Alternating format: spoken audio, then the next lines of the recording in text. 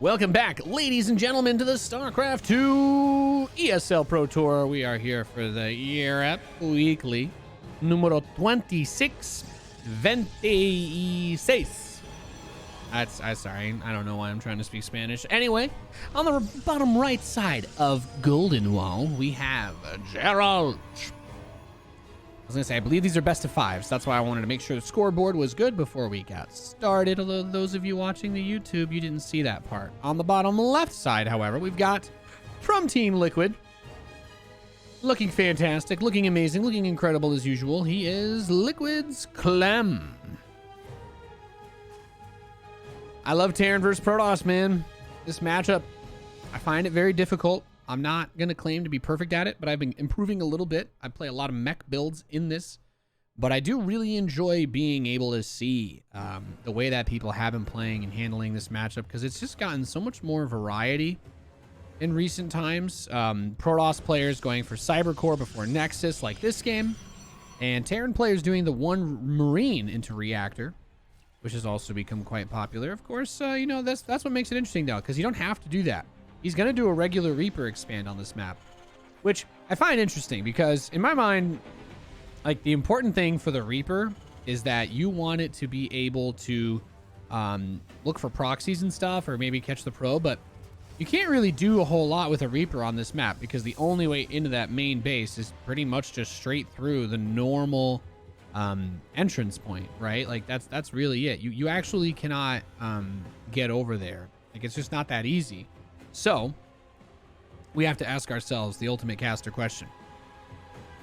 Okay, well, never mind. I was going to say, I'm like, how is he going to find a way to really do a lot here? You don't want the Reaper to go too far in because that Adept could end up blocking him out. That's kind of what I'm talking about. You got to be cautious. Takes one hit. Oh, he almost took the second. That would have been really bad. If the Reaper gets hit twice, then an Adept Shade is almost always capable to get there. It looks weird, like the probes are faster or low FPS stream. Yeah, it's because I was alt-tabbed at the beginning of the game. Sorry, Manakino. I was alt-tabbed checking the bracket. That's why. But it should be smoother now. I do a lot of stuff like, you know, limiting the FPS when alt-tabbed and whatnot, so that in case, it's not unusual for me to like leave StarCraft open for like 10 hours without really thinking about it. If I'm not, you know, like sometimes I'll finish playing StarCraft or casting and then I'll go do other stuff and like leave SC2 open in the background. So that's why I have I always have it set to be like 20 FPS maximum. So yes, it's only 20 FPS when I alt tab, specifically so that my graphics card, even though SC2 doesn't really like pull that much power, it's just so I don't waste power, basically. That's all. Yeah. The cool thing about StarCraft, though, since I've been saying like the VODs are going to be in 4K, I'm still getting 120 FPS in SC2 at 4K resolution, just because it's not a graphically demanding game by any means at all. It's just not a graphically demanding game. Hellion tries to poke the front, unfortunately gets kicked back. This Adept has been quite annoying from Geralt. I do believe he got the kill on it, but there's that proxy Stargates. He's got one SCV from it, two. He could try to load that one into the bunker. Oh my god, Clem is so smart. That Clem is so hot right now. Okay, well, he definitely got a good amount of damage done. But was it enough? I mean, 37 pros with 28 SCVs is actually pretty good. All right. He's giving Clem a little bit of a run for his money, and Clem's opening up with a Raven versus Protoss, which is also quite unusual. Big shout out Canadian Reserve. Thank you for the Twitch Prime sub. I cannot do what I do without your support. I do not get paid to cast these cups and whatnot, so all the love, all the support, anybody tuning in, even just watching, really helps a lot. If you're like, Nate, how do I help even more? Just tune in next week. I'll be casting the ESL Pro Tour Cup next Monday, most likely. So I would absolutely love to have you guys hanging out here, spending your Mondays with Nate. I know I don't do too much of the other random online stuff, but I figured, you know, Mondays need a little bit more love, especially in these times. You know what I'm saying? So yeah. Yeah, so the Oracle's kind of trying to take that map control position. He's going for Blink. And I like this, right? He's setting himself up with a lot of normal stuff. What happened here, though? He chrono boosted the forge, but there's no upgrade running. He turned on the oven, but he never put anything in. It's just a waste of gas. Okay, so we've got the Oracles coming back in, once again trying to get some damage done. And my dog is unplugging my shit. Oh, God. I'm sorry.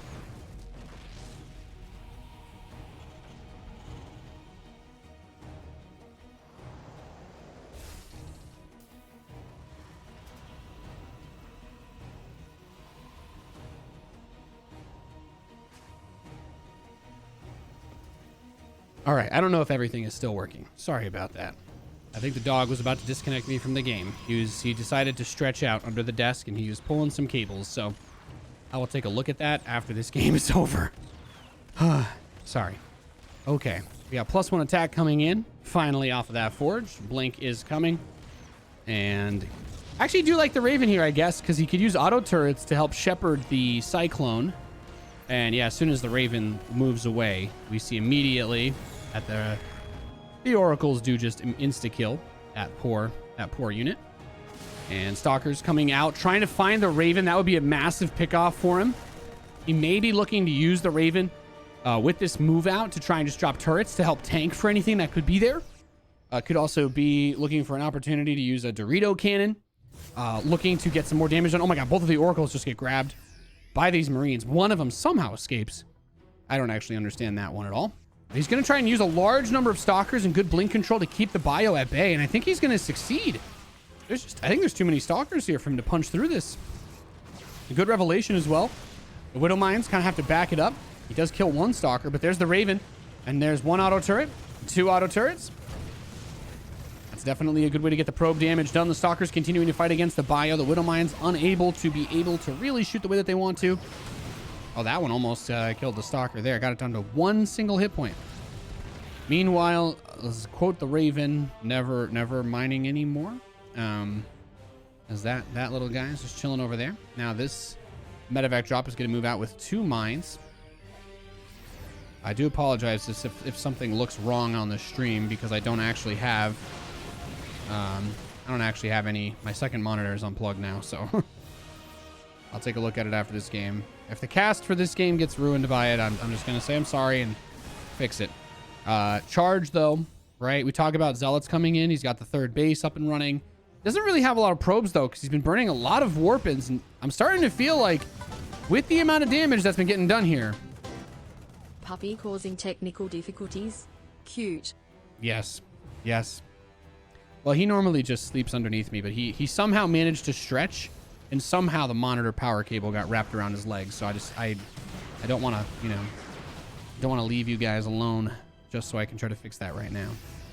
So a couple of extra barracks in the natural are finally done, though. We do have pretty late 1-1, but the +1 armor is quite late for Geralt. Like, this game has just been so aggressive. And the number of Stalkers that he's made did end up seeming to really limit the amount of economy he could get on his 3rd base. Like, 51 SCVs to 52 probes is a big advantage for Terran. And while he is building 3 probes at a time, you have to remember, now the 3rd orbital, he can build 3 SCVs at a time, but he also has mules. Oh, look at that. He's like, oh, my command center was just a little bit off. If you use return cargo on these SCVs, by the way, they'll go back. Yeah. Has a little bit to do with the 12 tick rate of a C2. And he's going to go for the Ghost Academy. I think he saw the High Templar at that 3rd base the first time. This Raven's got 16 kills, by the way. 17 kills. This Raven has 17 kills. And he's just kind of flying this one. I think he was trying to make the Stalkers blink over. He doesn't have energy. He was just trying to spook him. Yeah, Lou, I hate getting stormed too. I agree with you, Pupper. My dog was just telling me he doesn't really like size storms. He thinks that they're overpowered. I don't think they're overpowered, Lewis. I think that people just need to know how to use ghosts properly and not clump up all their units into one single hex. He just opened the door and walked away. Kids. So the bio army is not too bad, but he doesn't actually have the ghosts with this army yet. There is like 1 ghost somewhere on the map. Also, he doesn't have an armory yet, huh? So he can't get the level 2 upgrades, which I think could end up coming to bite him in the butt. And also his Widow Mines will not stay cloaked after shooting. The only reason I'm bringing this up is he doesn't have any observers. Oh, that storm was dirty. Oh, geez. Okay, so he gets the EMP on the Templar after that, and it is mostly Stalkers, so even with 20% hit points, the bio can still deal a lot of damage. Clem is trying to give chase here. Oracle wants to get a tag on the army so that he has vision of the position. Oh my god. Well, he's got another storm. Oh, okay. Clem takes one to the face. But you know what? That alert that went off on the stream does make me feel like things are probably going to be okay. Zealots do manage to get their way to the 3rd base. I love seeing that. Actually uses the steady targeting on the Ghost to snipe the Zealots. Gets the Raven out on the field too. Now there's a scan for a 4th base, but there is no 4th. So he should still actually be feeling pretty good. Terran on 3 base versus Protoss on 3 base is always good for Terran. The supply is definitely favoring Clem. He scans the bottom right base. He really just wants to know, is there somewhere else I should be targeting? No, it's just the front. This is it. This is all he's got in these 3 bases. That's one of the reasons why Geralt's been able to defend, is he hasn't tried to expand too much. But unfortunately, you know, the side effect there... hi there. Hello. The side effect there is that he just doesn't have too much else to work with. And he does freeze one of the ghosts. He's got quite a few ghosts, though. He didn't get the EMP upgrade, but he doesn't really need it as long as he hits the High Templar. This army's not really that big size-wise, right? A couple EMPs will do the job, whether he has the upgrade or not. And these guys are about to get released from stasis. Now, we do have more Zealots coming over to that base, the ones that he saw a little bit while ago. Good scan. The stasis traps are definitely a problem. He's got a Templar on the high ground, but it doesn't have enough energy for Storm. There's no energy. He throws the EMP anyway. That's going to start to burn out the shields of the shield battery. 2 more High Templar are in the back. They have enough energy for 1 Storm apiece. He does not get to EMP those, and he does take some Storm damage. There's the scan again, looking for that ramp on the natural expansion. Starting to push his way up a little bit. Zealots continuing to charge down, though. Ghost step forward, trying to get the EMPs. He's actually trying to use the snipes on the Zealots to help reinforce this. And I think, oh, did he drag a Widow Mine shot over the top from the back? Not bad at all. All of a sudden, Geralt, with a huge swing here, landing some nice storms, is able to push back Clem's army. And you know what? I think something else that we should probably keep in mind is that we do have disruptors coming out. 2 disruptors are being built. So just, even though there's still going to be High Templar, we have 2 Templar on the field. So and he's gonna add 3 more. He's got the storm capability. He's getting disruptors. He's getting Colossus. He's trying to get all the AOEs so that Clem just gets stretched economically, because he just lost so many ghosts. Now rebuilding those is going to be very, very expensive. And even with this economy that he's got, trying to build ghosts, Vikings, Widow Mines, Vikings, Medivacs, everything all at once, that's going to be a lot. That's going to be a lot. He does get a 4th base over here at the gold, though. This is definitely what Terran dreams are made of. He's had eyes for a long time on all these bases. Oh, those 2 disruptor shots, not bad, though. Can he get close enough to pick them off? Would be huge. Oh, those storms. Okay, then those stalkers blink into the storms. You know, I was going to say, you know, I know that Protoss units are not usually worried about storms. Oh, those Widow Mines are beautiful. I know Protoss units aren't usually worried about storms, but that was one of those moments where they should have been. That was when he killed 2 or 3 of his own stalkers with those storms. Every supply counts right now, considering that he is behind. Snipes the High Templar. Nice play. The 1 Viking dies as the Colossus shows up. Now, I would like to point out that there is no thermal lance. The Colossus only has 7 range. Gets the medevac there. Oh, that disruptor shot, though. Not able to hit the ghosts. And that's what he wants to do, is use these disruptors to kind of bully him back. And that's going to force the Terran player to slow down, because if you think about it, the only thing that Clem can really do to help himself in this situation here is he's got to get a really big army. He's going to need Liberators, tons of Vikings, a Fusion Core to get the advanced ballistics upgrade and all that jazz. Oh, wow. That Widow Mine was actually hidden pretty well. I didn't even see that on the gold corner of the Nexus. But with this many Colossi coming out, he's basically saying, you're not going to be able to kill me with pure bio. Oh, the storm drops from Geralt, decimating the army here of Clem. That's right. He did reduce 1/10 of it. I used the word correctly, Kipo. But he's building 2 Colossi and 2 High Templar. He's just getting so much air, and a little bit of desperation feels like out of Clem. He's about to force the Doom Drop into the main base, because he's actually done a good job. The whole army is on the north side. But here's the problem. He needs to be able to kill the Nexus, because there is enough energy for a recall, and it is on cooldown. He could deny extended thermal lance, but yeah, he's not going to be able to stop the Nexus here. He does this to get close, though. Oh my God, he was hoping he'd recall so that he could be close to the Colossi and just pick them off immediately. The absolute madman, and he got the disruptor cooldown shot off. He killed 1 of them. I was gonna say, I still felt like this was really risky, though. He does get pushed back eventually. These 2 Vikings are like, yeah, we're gonna die. Yeah, we're dead. But Clem's got a PF on the gold, right? Anything is still possible here. It's not over, but he definitely threw away a lot of what he had. Honestly, I feel like Geralt's in a pretty good position to go and try and punch this one in. There's just really not too much here for Clem, and even his medevacs, they're pretty low on energy. They're low on hit points. And if he steps out and fights away from the PF, I'm not sure what else he can do. Good grab on the Prism, though. Not being able to do those storm drops is going to have a big impact. He does have the Ghost EMP upgrade. He's not able to land at center mass. Actually, he got the High Templar. Never mind. He's Gucci. There is another one. He's going for the snipe. Not able to get it. If a Ghost gets attacked, snipe gets canceled. Because for anybody who's missed it, basically, in the last year or two, Ghosts have to channel their snipe now. A couple Stalkers and Zealots harassing on the north side, though. He's done a really good job of bullying this base. Almost wish he had a planetary fortress somewhere over there to try and help block this and buy that space back for him. But the Zealots are pushing the bio away. The Stalkers push the Vikings away. And now Geralt, he's a rich boy. He's a rich boy. That fourth base really helped pushing him over the edge economically. I think he could take, he's going to take that northeast one as his fifth next. I don't know. I don't really think that Clem is in too good of a position to win this game anymore. His 3-3 is about to finish, which could be a turning point. But he needs a really big fight win. Like, just the combo of Storm and Colossi, when he can't build that many Vikings or Ghosts, he's broke. Really good economic harass. 53 SCVs to 69 probes. It's like, oh yes, good EMP. But don't worry, there's 4 more High Templar that are coming. Now, if he could force this fight on the planetary, this is where things get a little bit more possible. Yeah, and that buys him a bit of time. But once again, another run by. Going to pick off 8 SCVs. And you know, that's his main base that's floating over there, by the way.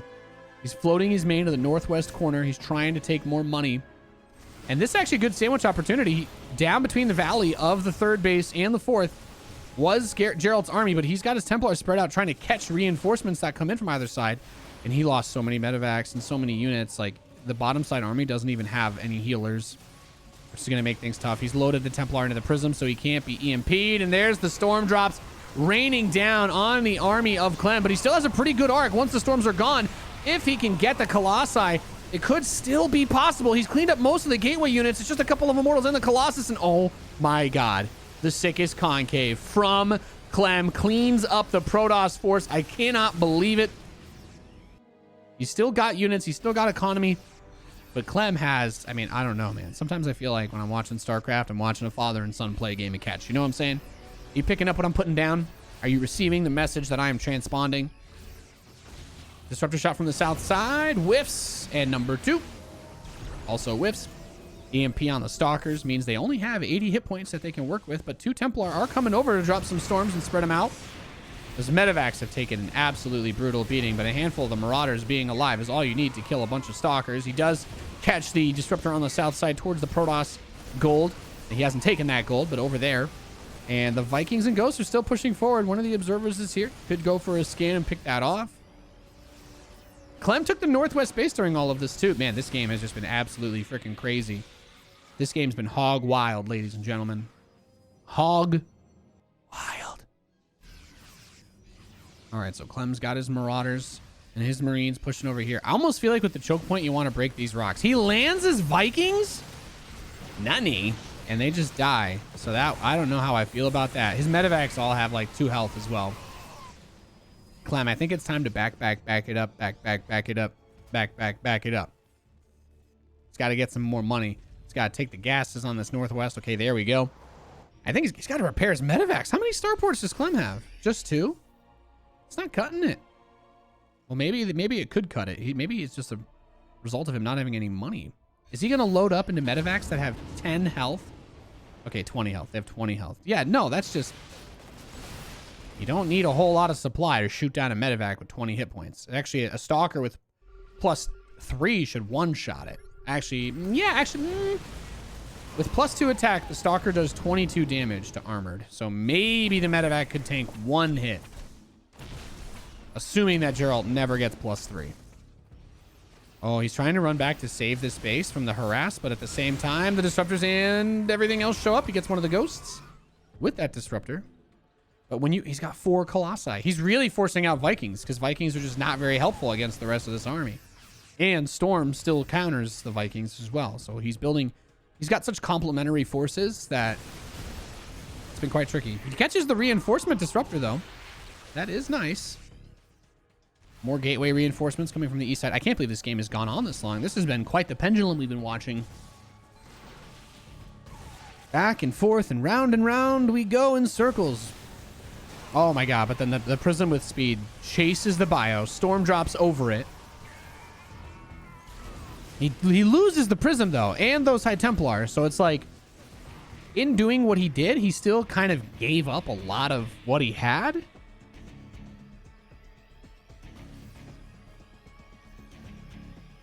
Geralt's been having a hard time trying to break Clem. He's going to give it another shot, though. I mean, these medevacs have no energy anymore, so he cannot really heal his bio. He did just have a bunch more finish. They're coming over to help out now. But, like, he's ready to get into another fight, and most of his army is still hurt pretty badly. He is going to come up here. We have the disruptor shot going in. Gets a massive amount of the bio eliminated, and the Vikings, with this many stalkers, they can't really do too much against the Colossi. He might pick off one more, but there's nope, he's not even able to get that one. And really all he can do is just try to retreat back to this base, but he's just been under attack. The Zealots forced another liftoff. That's pretty much the last real base he has to mine off of, but he lands a good EMP, and he's going to try and do some magic micro to try and pick off the Colossi. He gets 1, 2. There's only a single one left. It is quite low. The bio is here. He's got a couple of Marauders, mostly fighting against the Zealots. The Viking Colossus. Oh my god, okay. He loaded it into the Prism, and then it got killed. There's just a handful of Gateway units now, and one Disruptor trying to kill and finish off Clem, who's down to half the supply of his opponent. He's got 66 supply to 114. And I really think that this is a miracle hold. I cannot believe he killed that army. But I don't think he's going to stop the next attack, because his last base, he can't mine. He somehow got this bottom left base. That's actually the tech, right? Because he can run him through the gold. So he'll get some money back, but can he actually stabilize is the real question. With units rallying across the map into all of his bases, will he be able to hold on? I really don't think so. He's just building a Ghost and 3 Marines. Even the greatest EMP in the world, ladies and gentlemen, EMP does not do damage. He could launch 1,000,000 of them, and he never would have killed this army. GG. That was a bit of a rough one. And I'm going to try and see if I can fix my stuff. I don't know how much everything blew up. All right, it looks like the stream is still working. That makes me feel pretty good. That makes me feel better. That actually does make me feel a lot better. I got to plug my monitor back in.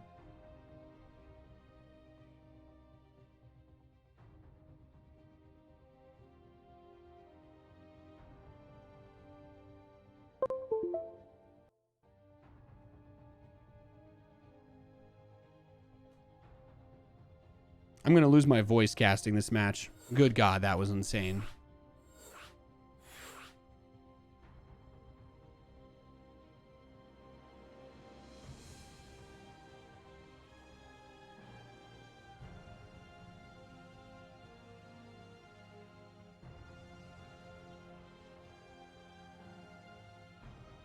Hey, fun fact, casting, streaming, and also recording in 4K all at the same time, the CPU usage has peaked at 33.8%. Clem says he needs 5 minutes after that game, so we're going to take a little bit of a break, and by that I mean I'm just going to turn my microphone off and wait for them to say that they're ready so that I don't lose my voice.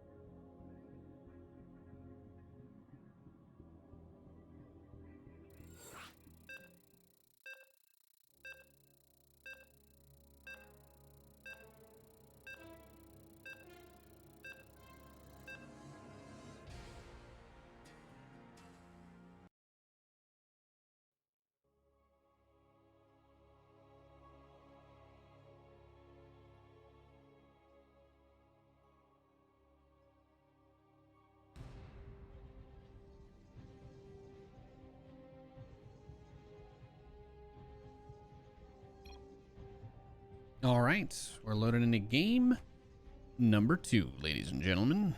Leading this best of 5 with a pretty sick game 1 victory in the northeast. We've got the blue Protoss player. He is Geralt. Wow. He faces off against the red Terran player in the southwest. From Team Liquid, he is Clem. I don't have this fancy sound effect intro music that DreamHack has. I don't want to steal it from them and then get sued into oblivion, you know what I'm saying? That just ain't my life. You guys are gonna have to deal with my beatboxing instead. That's all I got. That's all I got. So, Clem in the last game, I mean, we had like that Raven opener, but at the same time, he went for like the quick Hellion, and he didn't really do anything with it. He wasn't able to get much done, but I really like the way that Geralt played, right? He is Adept. His Adept got several SCVs, and then after the Adept phase was over, the Oracles, I think, did a really good job. He bought so much time. It was almost impossible for Clem to actually get across the base. In fact, he couldn't really get across the base. That was kind of the hard thing. Like, he was actually not able to get, across the map with his bio at almost any point outside of that big drop. The Raven did a lot of damage, but just killing the probes wasn't really what he was going for, because that third base was just up so fast for Geralt. So let's see what he does. Whether he is able to capitalize on some other window or weakness, mistake in game number 2 to try and bring this series back to equilibrium. We're just going to have to wait and see. We had a very long game number 1. So Clem needed a break. I think, go out, step on the patio, stretch out a little bit. That's actually, honestly, that's what I like to do. When we're doing our casting and they're like, yeah, you guys, we got that 10-minute break or 5-minute break every time. I just go step outside and stretch in the sun. You know what I mean? Get some oxygen and all that. And now instead of smog, we just have sand in the air here in Vegas. So the skies are so blue. It is one of my favorite things. The Adept can shade to the Reaper, but you can't kill the Reaper. It's impossible if you shade to it while it's at full health. You have to shade to it when it's at red health. Like if you hit 1, hit 2, and then you shade, you'll always be able to kill it. Unless there's a cliff that it can jump up. Now, Geralt's going to go for another proxy this game. So he wants something that will be hidden, even if he dives in, because he's like, oh, you've got your 2 pylons. Now, this should set off some alarm bells, because there's more than 1 unit on the map. But if he only sees 2 pylons, only seeing 2 pylons should tell you that you're only going to be up against a certain number of forces, right? And if he's not supply blocked and he's still building stuff, that means he's got another pylon somewhere on the map. So while this Reaper did get 1 kill, while the Reaper is poking and prodding and doing everything that it can, which should be noted, there is a pylon somewhere else, and that pylon has a dark shrine at it. So while this looks like it could be a regular old blink opener, I was gonna say it is actually a resonating glaive DT opener, but it's not. He just canceled resonating glaives, so it's a regular blink opener now, but with Dark Templar. You know what's interesting? He's gonna go for a Raven. I think that so many Protoss players have started going DTs recently. The Terrans are like, yeah, just go Raven tank. I like it. I like it a lot, actually. There's a lot you can do with this. There's quite a bit. There is quite a bit that you can do with these types of forces in these situations. So I'm actually a pretty big fan of that. He's getting himself into a situation where he's going to be safe against basically everything. And what's worth pointing out is this is like the poor man's DT rush. He's building 2 Dark Templar, but he did not get a robotics facility. So there's really not anything he can do micro-wise, fancy-wise. He's going to run over. He might get hit by a tank. He might just die to the bunker right out. If the Raven's not close enough, though, right, anything could happen. And he goes up the ramp, that one's going to instantly die. And the other DT's like, oh, he's got a Raven. And the Raven is really nice because not only does the Raven give you a lot of stability, But the Raven prevents you from having to waste a bunch of money on missile turrets. And you don't have to get your engineering bay that early. Like, you can if you want. But there are a lot of builds that don't call for a quick engineering bay. So if you don't want to build that E-bay, you don't have to if you get the Raven. Obviously, the Raven is only one unit. It can be sniped. You got to move around, etc., etc. Hard to leave your base, but it can at least buy you some time. Because obviously, as you have more income, the amount that you spend is technically less of your total economy. Yay, math. These 4K stalkers, they're beautiful. Absolutely gorgeous. So he's coming over here. We've got a good amount of bio. I think the DT just killed like one unit over here. Yeah, he tried to send a Marine out. Stalkers do pick that one off. And this Adept is going to shade right on through to the other side. Wants to see what he can grab over here. You thought it was if there isn't 2 pylons, but now it's if there wasn't 3 pylons. Well, it mostly has to do with the time that you make that scout. It's just a timing thing. You need 2 pylons to fully saturate both of your expansions to fully saturate your whole base as a Protoss player. Like, you need 2 pylons, right? So if the main is saturated and they have probes at their natural and they only have 2 pylons, the Nexus does give some supply, but they can't really build that many more units on top of it. These Stalkers out in the open field, though, we've really seen Geralt have phenomenal blink micro, though. Like, he's really been doing a fantastic job, honestly. Like, every time I feel like Clem's just never has that many hit points on his bio. Oh, the Stalkers blink onto the tank while the Disruptor pushed the bio east. And now, without the Siege Tank as an anchor, it really is just going to come down to some fancy footwork micro from Clem. But, oh, that Disruptor. He kind of wants him to tank, I guess? I don't know. The funny thing about these type of situations like that, those Marauders could actually still kill everything here. Now, the Raven is putting on the harass. Trying to go Blink Stalker Disruptor against the Terran player, which is a little bit unusual. It's an unorthodox strategy, to say the least. I don't hate it, though. I don't hate it.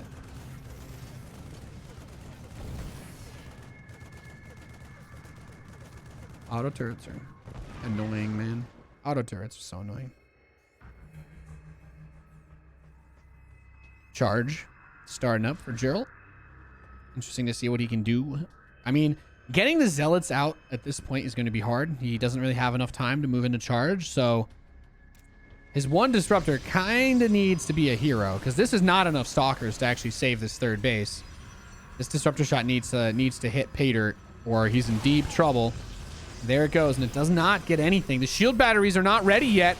He's just got Stalkers trying to defend against this, and there's quite a few medevacs now to heal the Marines and Marauders. He actually repaired the medevacs this time, it looks like, which is going to have a pretty big impact on his ability to keep these units alive. Now, going for the shield battery and the cannon quickly, really, really good play, because now he can't overcharge and get those mega shields. Uh-oh.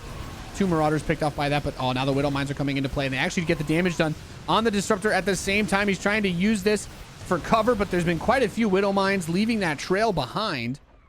The probe count is still good. He didn't really get to the workers, and he didn't kill the Nexus. So I feel like he was certainly hoping to get a lot more done, but unfortunately was not able to do so. And he doesn't have an armory, so. The armory is what allows you to keep your Widow Mines invisible after they shoot. It is important. Also, auto turrets. Until he gets a Phoenix, he's just going to be dropping turrets in his face pretty much forever.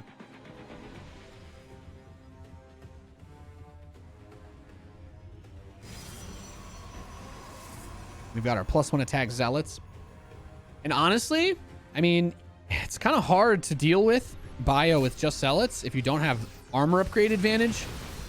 Because the whole thing about Zealots is they're supposed to be tanky. But if the bio has a better attack upgrade stat than the Protoss has armor, then Zealots really don't tank much at all. And what's interesting here, okay, there's the overcharge here on the shield battery. That's actually going to allow the Nexus to stay alive. I do really like that. He's trying to bait the Widow Mines into the bio using the charged Zealots, and I love that as well. You're not going to really kill much while they're being shield batteried up. But unfortunately, now that does run out, so he's going to push forward, gets the Disruptors, picking off another Zealot or 2, and continuing to put some work in on those Stalkers.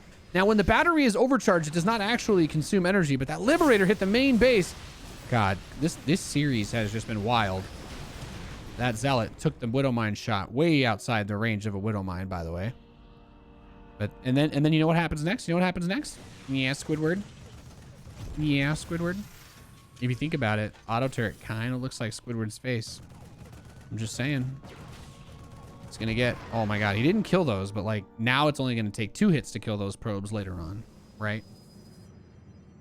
Actually, if the probe has only 4 health, no, yeah, it's 22 damage a hit, I think, from auto turrets, or is it 18? I can't count.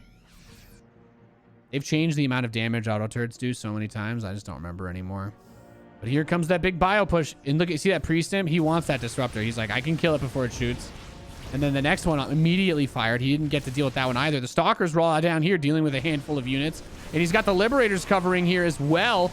Gonna use the overcharge, but it's not enough to stop that many Marauders. He kills the I love that. Just kills the battery first. He's gonna start to warp in the Zealots to try and help reinforce this. I'm surprised there's no panic DTs. I mean, he's scanning anyway for DTs. Not that it would necessarily be the saber for him. Oh, the armory now. The armory being done means these Widow Mines will also still be able to continue to shoot.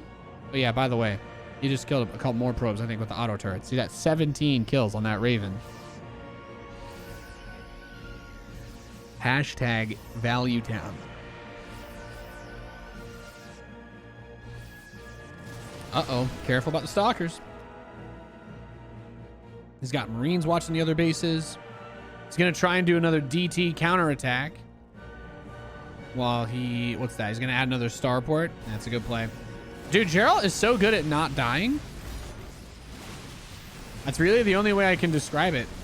Somehow Clem is over here with ghosts, too. And I actually really like it, because EMP is good against everything. But also... Well, EMP is good against everything Protoss. Oh, he tries to backstab with 2 disruptors, and he actually gets rid of one of the ghosts. But I was going to say, the ghost just does more damage to Zealots. Ghosts do 22 damage to light. So they're not bad against Zealots. It's about the same amount of damage as an Adept does. Except, you know, it costs a lot more than an Adept. But for obvious reasons.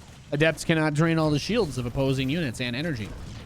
That auto turret, though. The auto turret game is strong. You gotta wait so long. You know, the funny thing about the auto turret is it used to take... Like, it used to be a 10 blizzard time seconds or something when they nerfed it from the original.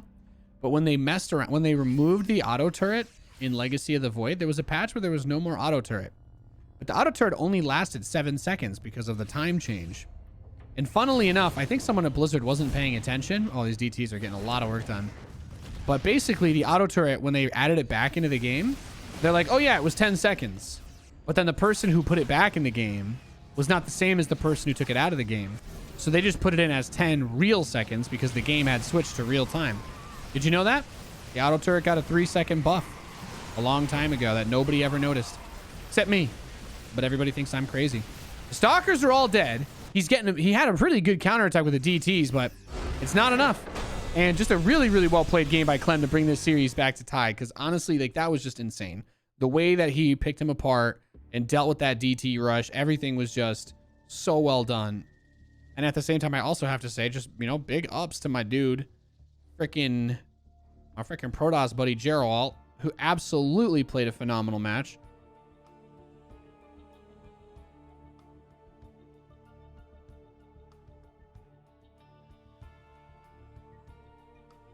Eternal Empire for Game 3.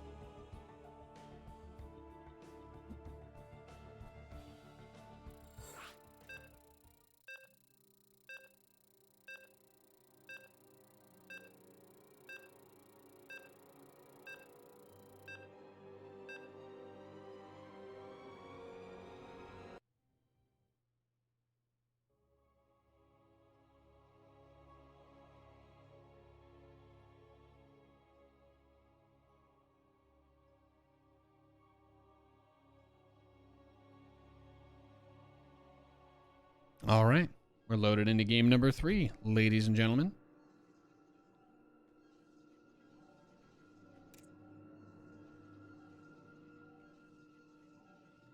All right. It's a best of 5. We're tied 1 apiece. I flipped the scoreboard twice. And we're on Eternal Empire in the bottom left. We got Geralt. As we also have in the top right, Clem. And Clem just bringing it back. Man, it's just been back and forth. Long, crazy games. That's it. That's all we've had. This one didn't. The last game didn't go quite the distance as the first game, but it's still quite long because of how much they were fighting against each other. And we did have the question asked. Matt Mazzola in Twitch chat asks, does the engineering bay upgrade affect auto turrets? So the auto turrets do get affected by the building armor, which gives auto turrets +2 armor. It makes auto turrets a bit harder to just burst down and kill. And the missile turret range upgrade also affects auto turrets. But yeah, all of the mechanical building units that have guns for Terran, missile turret, planetary fortress, and yes, the auto turret all benefit from the +2 armor and the +1 range upgrades. It makes them pretty good, honestly, right? They outrange stalkers, which means that it's like if a stalker tried to run away, you'd be able to get one more hit, right? Which could have a pretty nice impact. Geralt going for the core. Do you pronounce Geralt with a soft G like ginger ale or a hard G like Gundam? I use both. I have no idea how I'm supposed to say this guy's name. And frankly, when I'm talking fast and commentating and trying to, drive at 100 miles an hour or the bus blows up, I don't think about it enough. Is he going to proxy him again? Not this close, though, right? Just not too close, too close. Okay, he did SCV scout, though. That's nice. I like seeing that. You can see the Nexus timing. Should know that it is, it's not a fast. Ooh, the depot block. He's going to build the Stargate in his main, by the way. He's not proxying in this game because I feel like Clem might just send his Reaper around to try and find the proxy since he proxied to both map 1 and 2. And we just have 2 SCVs dancing around this probe.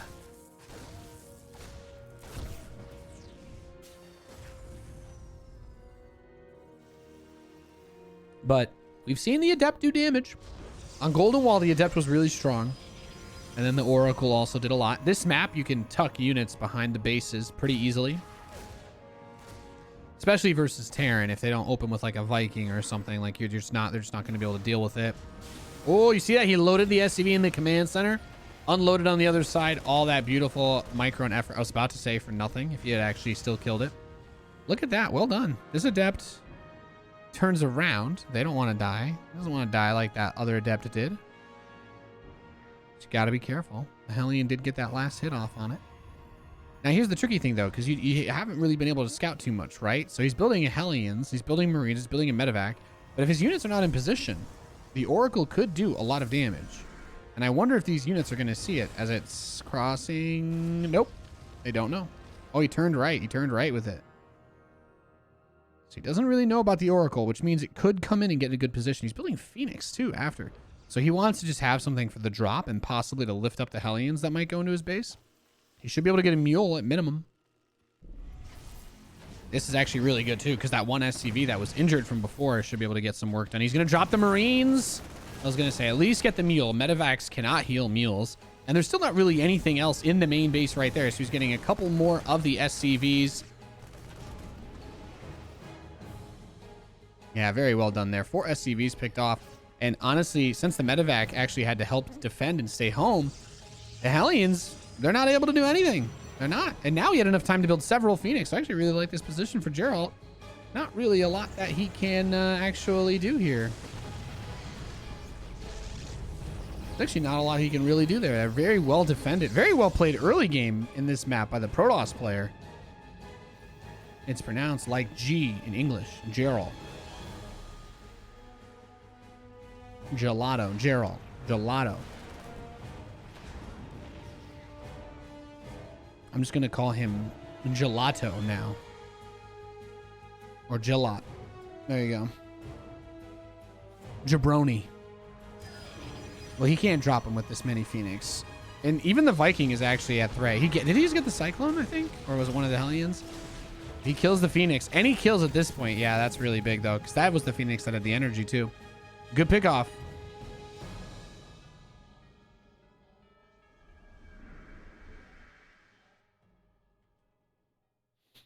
All right.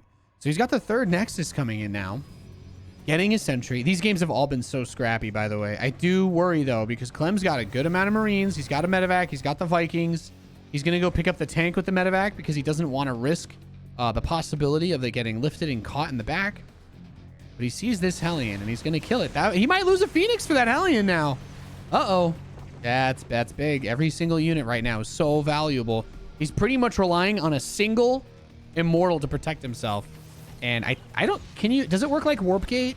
Does the Nexus doesn't need to be done to overcharge the battery, right? I don't think it does, but he doesn't want to use it just yet because he could also try to push over here. Actually, there is no shield battery in the natural. That's problematic. He's got force fields. Oh, no. He's going to use Guardian Shield. Oh, he lifted the Cyclone and the medevac has no health. Okay, he dropped it. I was getting very nervous for a moment there. He does lift up the Siege tank. He moves the Immortal in position to grab it. And with Guardian Shield, these units are hard to kill. I just land the Vikings, dude. Landed Vikings are actually good versus Stalkers and Immortals. Immortals are mechanical. And yeah, he's just trying to bait him away from that spot with the shield battery. But the overcharged shield battery is going to save the day here because the Immortal and the Stalkers were out of shields, but he was able to just step back for a second. The other thing about the shield battery overcharge is it doesn't just give you the infinite energy. It also doubles how fast the shield battery restores as well. So instead of 36 shields per second, it's like 72 shields per second. So it's very good. It's very, very good.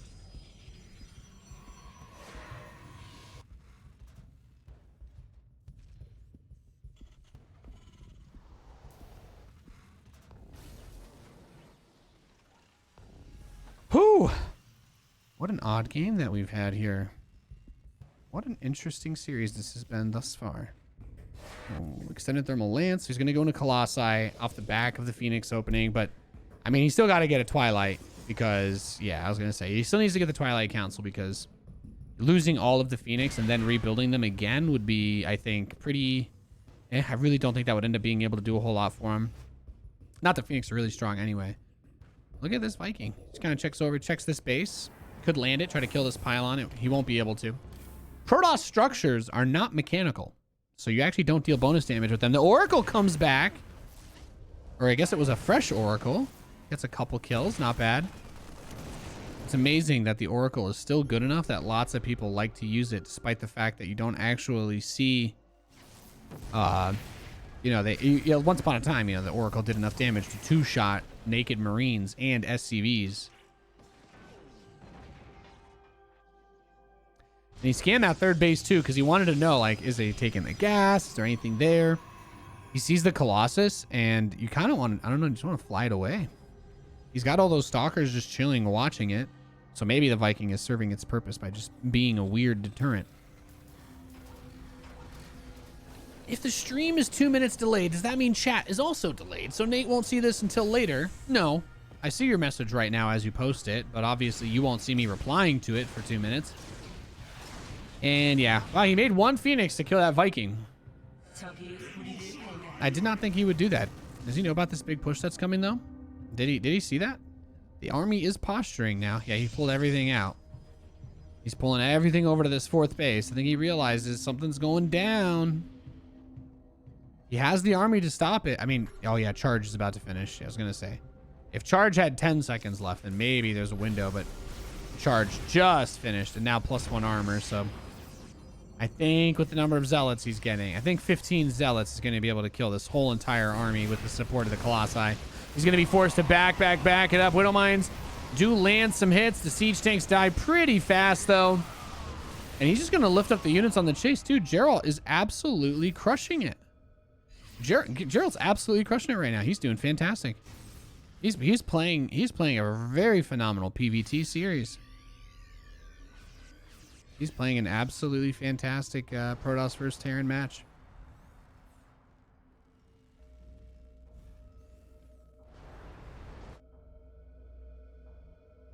I don't know how he's going to defend this attack. He's got 2 starports. He did get a second starport, so his Viking production will be enough to deal with the Colossi. My concern now becomes he only has 2 medevacs, right? Did he just send a drop out? No, he only has 2. And 2 medevacs just not going to really give him the amount of healing support that he needs in a long sustained fight with this much bio. He's got to be careful. I don't believe there's a sentry in this army, so the possibility of getting force field is not there. He's going to try and lead this with the Vikings, though.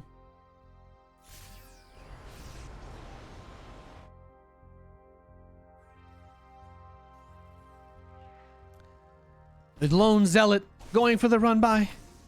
Oh, I didn't even notice that. That prism, he got the EMP on it, and he's going to recall it. Oh, the ghost. Ghost shot it a few times. Clem does a really good job of getting out his ghosts, though. I will say that much. He does not need any inspiration to build ghosts. He just kind of always gets them, which I do really like a lot.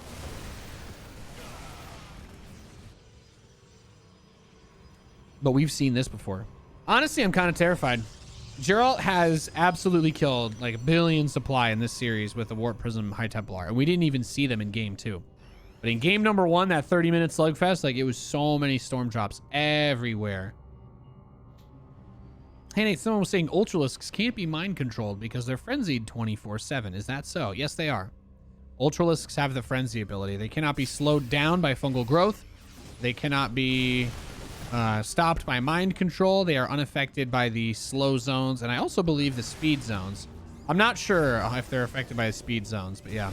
Nothing can affect the Ultralisk's movement is basically what the frenzy tag means. Some zealots try to hit this north side planetary, but it's a planetary, so they're going to go somewhere else. There's a handful of units trying to defend here, and really this is like a distraction so that he can bring that prism over and try to get a big clapdown on this army. There's that prism with the Templar in it. He kills it, lands an EMP. So the storms don't actually hit that much, but he may have lost too many of the Vikings in the meantime. Disruptor shot hits some of the bio. This fight is getting very messy. Wow, look at that. You see that the Phoenix drew the fire from the Vikings. Is there enough bio left to push it over the edge? 4 Marauders just died to that disruptor shot. The rest of the bio will kill it, but then the Zealot reinforcements come over, and man, you know, Clem is really good, and he has really good control in these fights, but he's a little bit reckless with some of his units and his target firing, and he finds himself able to reset armies, but we've seen him throw away so much in him. He's about to scout this bottom right base too. So here we go. We're gonna have to see what he can do here.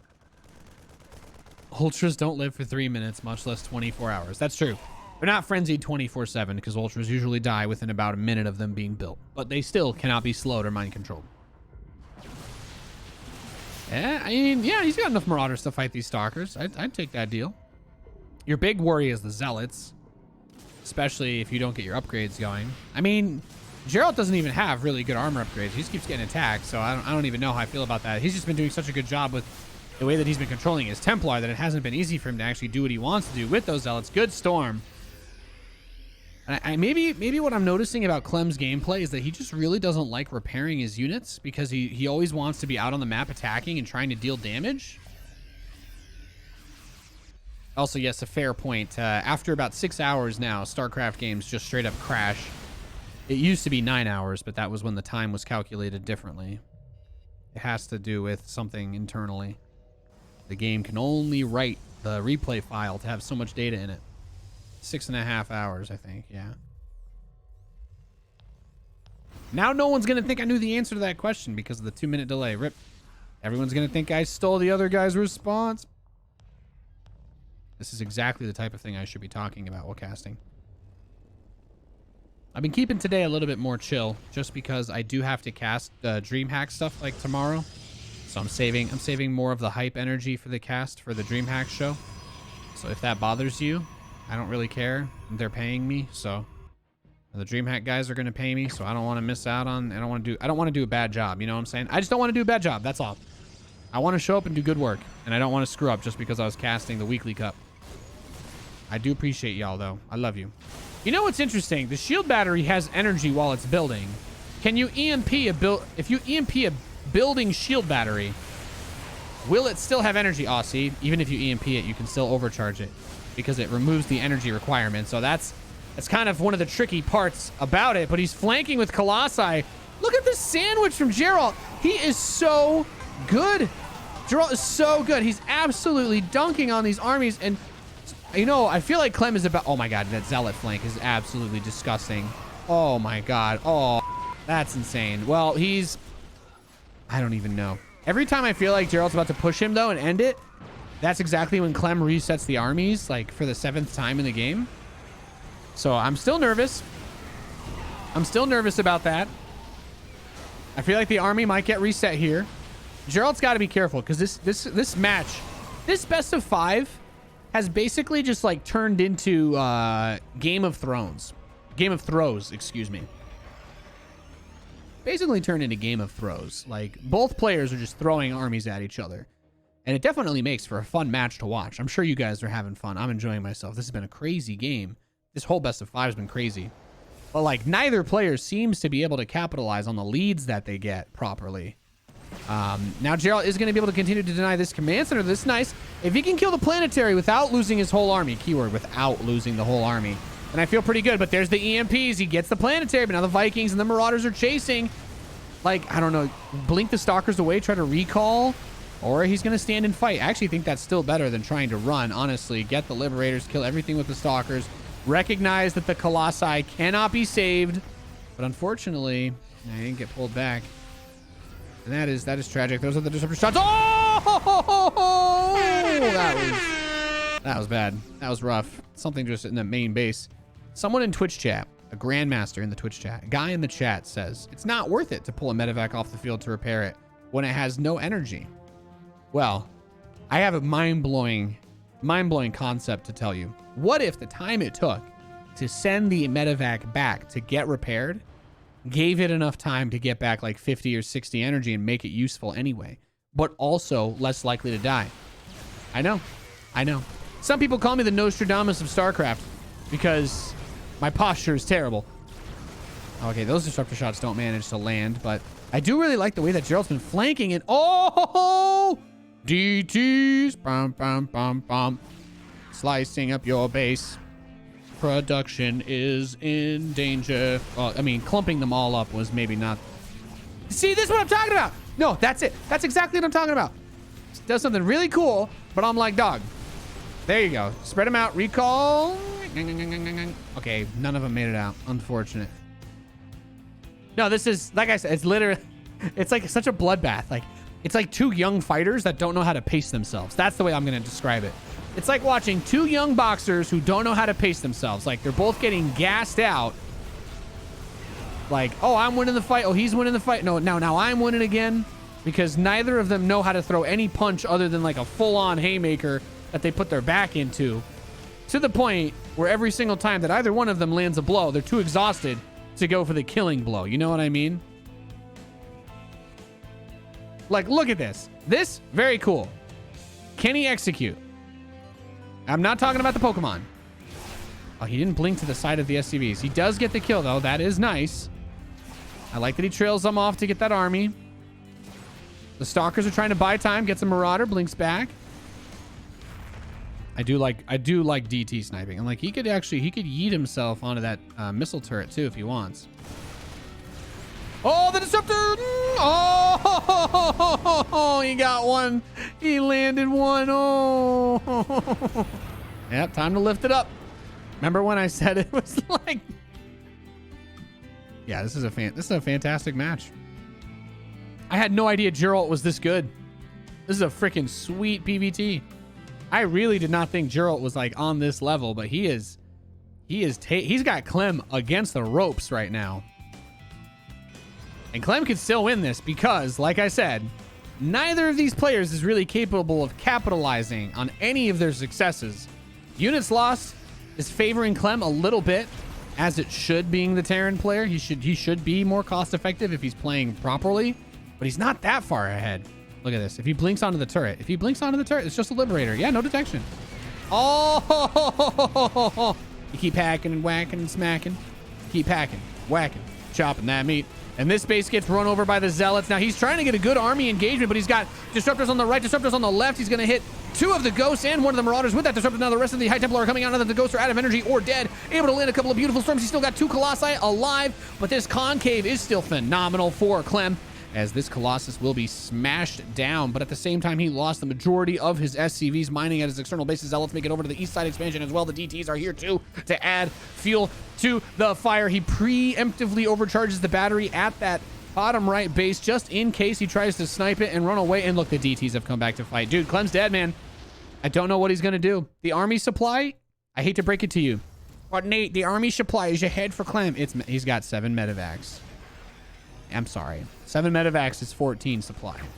It looks even, but in terms of combat supply, Terran should be ahead, normally. In a normal game, Terran has a little bit more army supply, but it's, you know, the Protoss kills a lot of it with splash damage. Now, he's just being completely overwhelmed. And if he somehow clears this army, I'm going to say I'm not surprised, because that's basically been the whole story of this entire match, is game of throws. And now he's pushing forward. He's getting the rest of it. He's clearing out these forces, and GG is called. Finally, breaks his back, Bane versus Bruce Wayne style. Oh my God. Geralt leading the series 2-1 in the semis. Almost every time that Clem plays in these weekly cups, he makes it to the finals. So I have to ask now, is destiny about to be overturned? Is destiny about to be overturned? Are things about to swing back?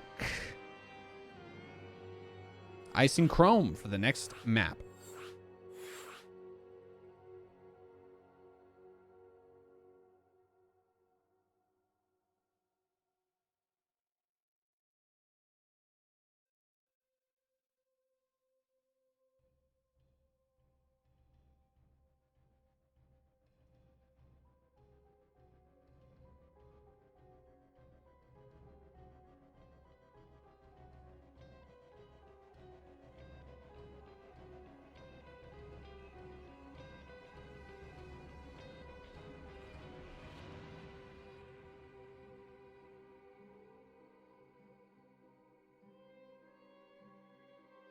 Both players need a break to grab some water, so it's going to be a minute or two before we jump into the game 4.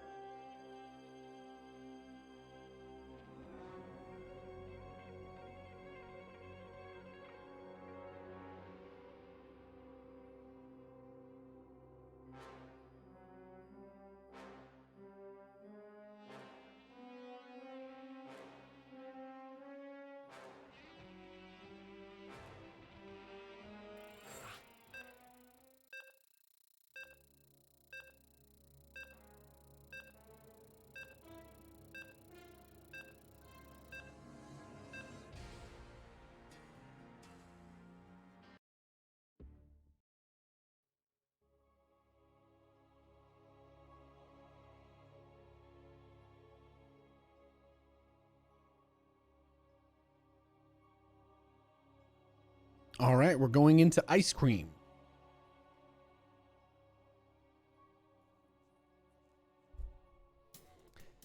All right, good Lord.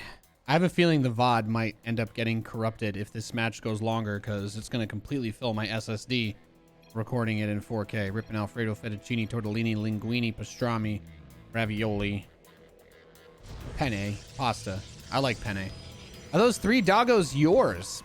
Asks Vamsky. We took our dog to the dog park. We stayed socially distant from the people that were there, and we wore masks before some guy gets upset. But basically, yeah, after we moved to Vegas, we went to a dog park, and Lewis got to meet some other puppers. So those are some strangers' dogs, basically. The golden retriever is mine. The golden retriever is mine. That was a few weeks ago before things started getting crazy again.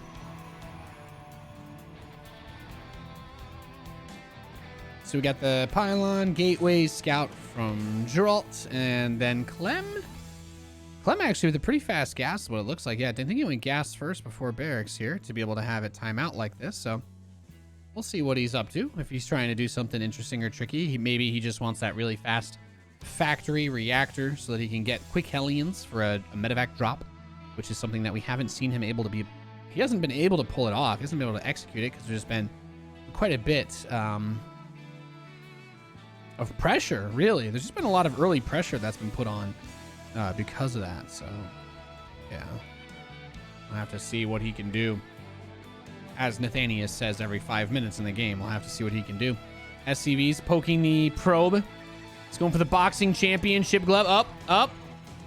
I would have pulled the SCV off building the command center to try and kill the probe myself. Because I'm crazy. That's right. I'm insane, ladies and gentlemen. But you already knew that. There's the Adept. Important to note the way he rallies it. If you don't, it's because the Reaper can't get up here, the Adept might pop out up on this cliff, and then it cannot get away. And then it would just be stuck there forever until that building got blown up, or something else killed the Adept somehow. The Reaper kills the probe, though. The probe did get to see, oh, it's a reactor. This isn't really crazy, but he saw the factory, which is nice. There used to be a time where Terrans would go for a second barracks. There used to be a time where Terrans would go for a second racks instead of the factory. But unfortunately, yeah, no, it's just not really in the playbook anymore. 1-1-1 is like the dominant build. If you don't 1-1-1 versus Protoss, it's like, if you don't 1-1-1, then what do you do? Oh, load the SCV, load him. Oh, saved. Oh. Do my Korean caster voice. Load the SCV into the bunker. Put the SCV in the bunker. Put the SCV in the bunker. Put it in the bunker. Oh, he recalled it. We're good. He recalled the SCV. I was about to lose my mind. Peter. Okay. Starport's done. Tech Lab Factory. Oh, Raven? Is it that Raven? Or are we going to get Banshees? Oh, my God. Okay, it's fake Banshees. He wants to do Hellion drop. No, it's going to be a mine drop. Okay, I was going to say maybe he'll build another Hellion or two with this. But instead he wants to do maybe a 1 or 2 mine drop. He won't have time for a second mine because of the build time is just not really there. So we'll have to see. We'll have to see, ladies and gentlemen. We'll have to see. This Reaper gets into the main. He doesn't really see much of anything. Just sees a Twilight. Twilight's not doing anything. There's no Dark Shrine. He kills a probe. Wow, that should never happen. He's going to get another one. Oof. Killing 2 probes with your Reaper like that is nuts. And the Hallion's going to get 2? Oh. That was beautiful. Beautiful harass. He's the Robo. He saw everything. There's no proxy. There is no proxy. As the caster and as the viewers, you guys are actually, you get to see more about the state of the game than the pro players do, because the pro players don't have full vision of the map like we do. If you think about it, I'm kind of like God when I'm observing in the game here, because I just know everything. I'm kind of you're omniscient. You know everything. So he's in a comfortable spot because obviously there could have been a proxy that he didn't know about, but we know there's not a proxy. So killing those probes and equalizing the worker count is just absolutely fantastic for him. Like, that was just about as much as you could have asked for, honestly. Like, really, really good stuff. And the other thing that I'm thinking about as well at this point in time. Oh my God, that would have mine. Well, no armory, so it doesn't get to do too much. He did delay a little bit of the income there. Look at the income tab. That's how much it dropped by during that little period of time. He lost almost 1/3 of his income in just that moment, which is kind of wild to think about. Actually, he did lose 1/3 of his income. Just pulling his probe for a brief moment. Now, +1 attack, Stimpack starts up. I love that he's got these tanks staggered really deep. He does not want to die if it's like that 4 gateway Warp Prism Blink build, because that one is quite tricky to hold off. But anyway, He's feeling pretty well because he scouted everything very early. There was nothing hidden. Now the Banshee, he did actually get cloak, so it was like a fake. He didn't even fake. The only person that got faked out was Nathanias, telling everybody it was fake cloak, and now he kills 6 more probes. I mean, this is honestly just economic devastation by Clem. Geralt has taken a beating this game. If Geralt wins this match 3-1, if Geralt somehow wins this game, I'm gonna lose it. Like, that would actually be the sickest thing. Because he's knee deep right now. He's knee deep in it. The 3rd CC is only just starting. So he's got time to try and chrono out some probes. He's got time to try and get his worker count up. But there will most likely be a big push coming in about... Within a minute, Geralt, Clem's going to move out of his base. He's got a lot of Marines. He's got Marauders. He's got tanks. His stim is finishing. His combat shield's finishing. His +1 is finishing.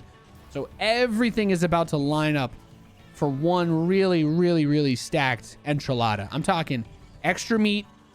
I'm talking toasted, nice and hot. The cheese is almost dripping out. And this is going to be, it's going to be a lot to swallow for Geralt. So, I mean, we're going to have to see some sick play come out of him here because all he's got is Blink.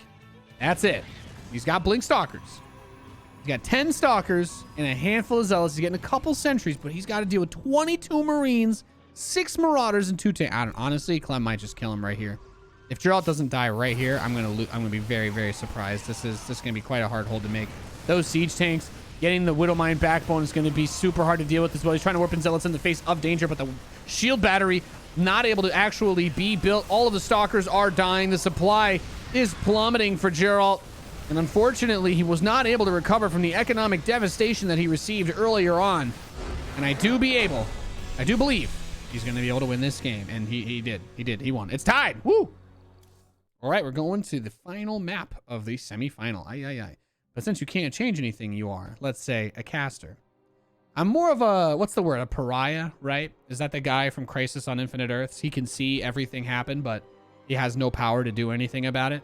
All he has is the ability to just witness it all. There you go. That's my DC comic character.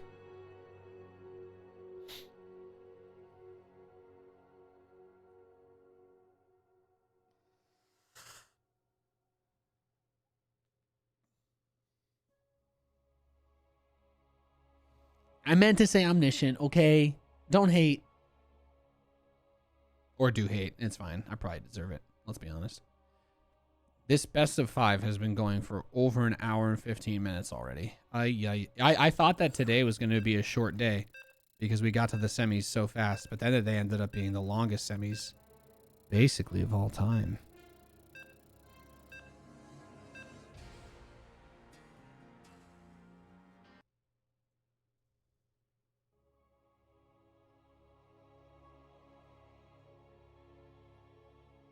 All right.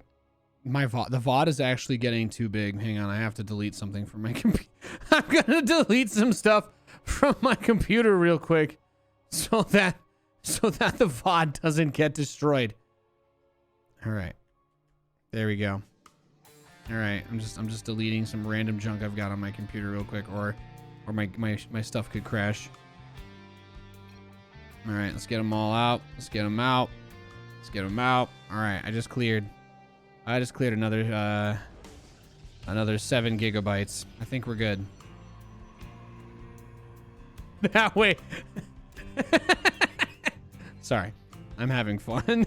What a series this has been. This has been so good too. What about quesadillas? You said, well, what you wrote was spelled like casadilla. I love quesadillas though. I love quesadillas. I'll be honest with you. I don't eat enchiladas. It was just the first word that came to mind. Usually when I say dumb stuff, if you're like, wow, Nate, why were you talking about Lambo? Or why were you talking about enchiladas? It's just literally, I'm like, I think of insert player name here. Whatever the first thing that pops in my mind is, that's what comes out. When I'm talking about food, whatever the first thing that pops in my mind is, comes out. If I had to be honest with you, the only overrated Zerg player was probably Nathanias trying to play Zerg in Wings of Liberty beta. I was a very bad Zerg player. But also, I don't ever eat enchiladas. I'm pretty much exclusively a quesadilla or taco guy. Now, I'll tell you what, man, there's some really good asada tacos at this place called Pinches, you know what I'm saying? That's what I'm talking about. Pinch's Tacos, man. That's my stuff right there in Vegas. I go there. I get my asada. They got pollo mole. All right. You ever had mole chicken tacos? I've had them before. I haven't actually had them at that place yet, but that's what I want to do. That's next on my list. I've only had mole a few times, but yeah, no, their carne asada tacos are freaking amazing, and their quesadillas are obviously tremendous. But the best part about going to this taco place, it's not a major chain. This isn't an advertisement.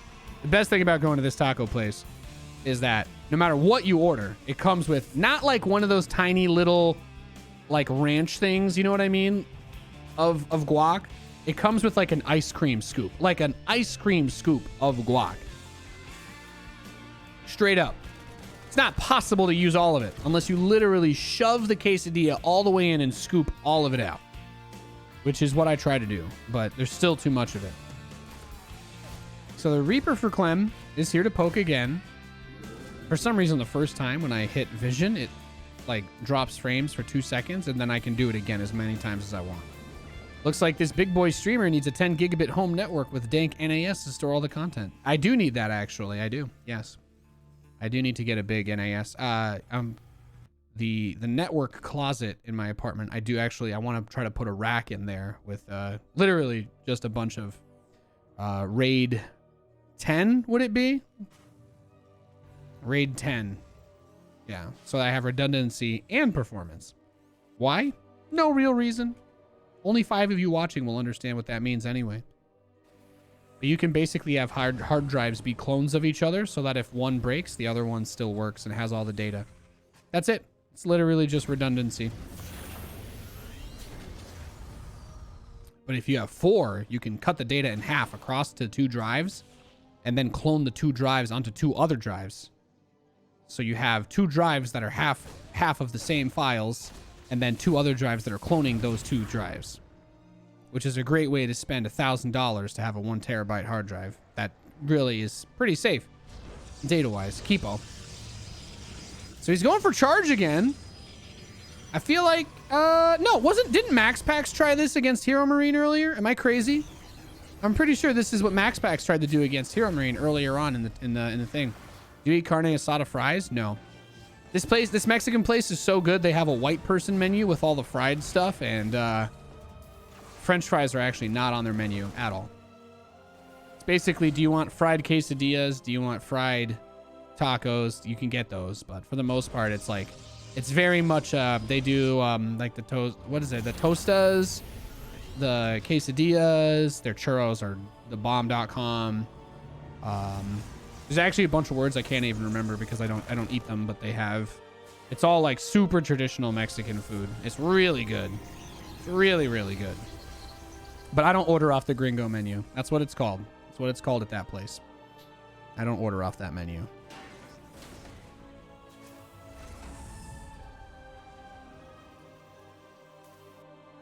So we've got the Hellion kind of patrolling out front. Okay, he's got everything set up for this big zealot play. But he didn't. I'm like, he's not going super all in because he's still dumping a good amount of his resources into the Blink follow-up. He's getting the Forge. Like, he's not putting all of his chips in on this, but this is still a really, really committed push. I'm kind of surprised. I mean, I feel like if he had been able to hit the interference matrix on the Prism, then he would have actually stopped the warp-in, and the Prism would not be allowed to leave phasing mode, or warp-in mode, excuse me. If the warp-in, if the Prism is it. If the Prism is in the stationary warp-in mode, it actually cannot go back. It cannot go back to the normal mode. 2 auto turrets could try to kill it. Oh my god. Okay, well, not getting that's actually pretty bad because it would have been better to interference matrix it. Then the Marines could have just killed it, and it would have canceled the warp-in.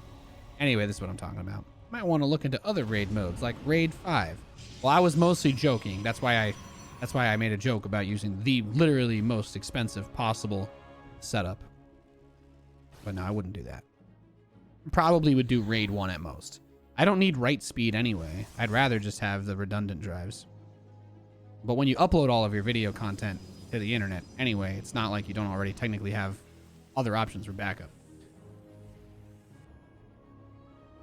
I have not ever done an NAS though. Most I've done is like plugged a USB hard drive into my router. And then that died because that's not a really good thing to do anyway. It's not a very good way to run a network drive. Goodbye, Marine. So, good amount of SCVs killed. Not a tremendous amount, though. I think the most important takeaways from the way that this game started. I haven't really been talking too much about the game. Sorry. The tanks are still alive, right? Like, if we look at what died, it really wasn't anything that valuable for either player. And the fact that he actually saved a few of those zealots is still pretty nice, too. Which is pretty nice. Pretty nice. Tostadas? No, it was like tostas or something. There's like some more, it's like a more basic version of that word. They also have these things that are like the tortilla is fried and then you kind of just eat it out of like a bowl. It's like a bread bowl, but it's a tortilla. Katie's had those before.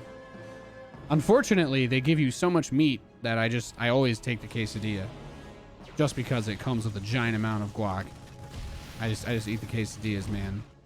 Beef or chicken, they're both good. So auto turrets. I mean, how many times have we seen this in this best of 5? Seriously, the ridiculous number of zealots has just been, the ridiculous number of probe kills by ravens with auto turrets. But you want to know something that the games with the ravens and auto turrets have in common with this best of 5? Oh yeah, they have fajitas as well, of course. They're the games that Clem loses. When his raven does too much damage, he loses. Does anyone else notice? Has anybody else noticed that? I don't know that for sure. Oh, gee. Oh, no. I cursed him. Well, oh, God.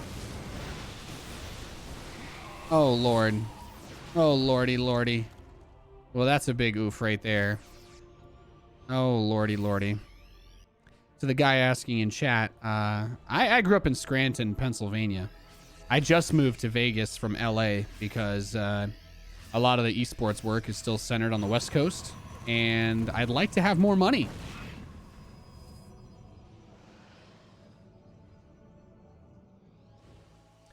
But yeah, no, you're right, Machiavelli. Striping SSDs, like doing raid and stuff, also reduces the amount of writes on each of the drives. Although you don't have that benefit if you do RAID 1. But the idea of RAID 1 is that if one of the drives fails, then you're good. You know, the other drive still has all the data. You don't save on write speeds, but you can read from both drives at once. You can still get the read speed benefits from RAID 1 that RAID 0 has, but you won't get the write speed benefits. These Widowmine drops have not been able to do a whole lot. But he does have a pretty good amount of workers, so if he doesn't get some good damage done here, things could get tricky. The prisms for Geralt have been insane. Yeah, tortas. Yeah, there you go. They've been absolutely insane. Like, I can't believe this. This whole series has just made me a massive fan of Geralt. I had no idea Geralt could clap cheeks this hard. Big props. Build an observer. Uh-oh. All the mines. All of the lights. He throws an EMP. And I feel like, man, Clem has just really gotten worn out by this match, huh? He's been having a harder and harder time dealing with these pushes. And that's it. GG, baby. Geralt did it. He moves on to the finals.